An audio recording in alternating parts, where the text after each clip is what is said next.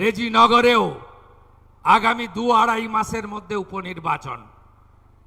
ভারতীয় জনতা পার্টির 207টা এমএলএ আছে, আমিও দুটোতে জিতেছিলাম।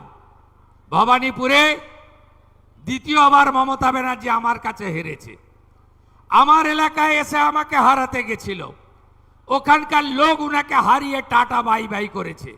আমি এবারে উনার এলাকায় উনাকে হারাতে এসেছিলাম, উনাকে হারিয়েছি।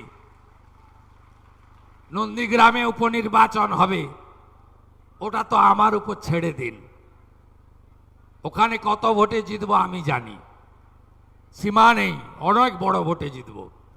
রেজিনগরটা দেবেন তো? দেবেন? দেবেন? একটা নয়, দুটো ব্রিজ দেব। পরিযায়ী শ্রমিকদের বাড়ি ফেরাবো,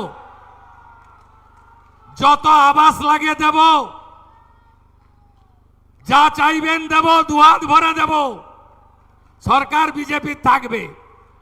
207 এমএলএ, 8 করবেন, নন্দীগ্রাম জিতে 8 হবে। 9 করবেন না 8-এ রাখবেন, রেজিনগরের উপর নির্ভর করবে। কাকে পাঠাবেন? ঝগড়া করবে, ধমকাবে, কমিউনিটির কথা বলবে, হিন্দু মুসলমান করবে, মন্দির মসজিদ বলবে, না উন্নয়ন চাইবেন?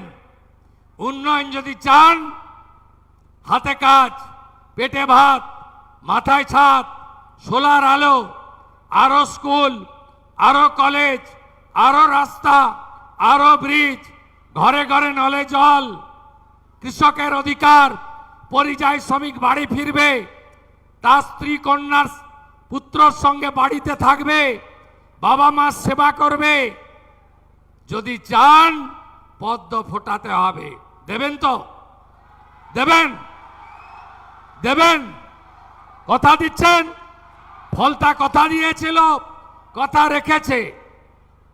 আর রেজিনগরের নির্বাচন এই টিম করবে, পুরো টিম করবে। আর আমি তো থাকবই, আমি তো থাকবই। আমি চিনি রেজিনগরের মাটি।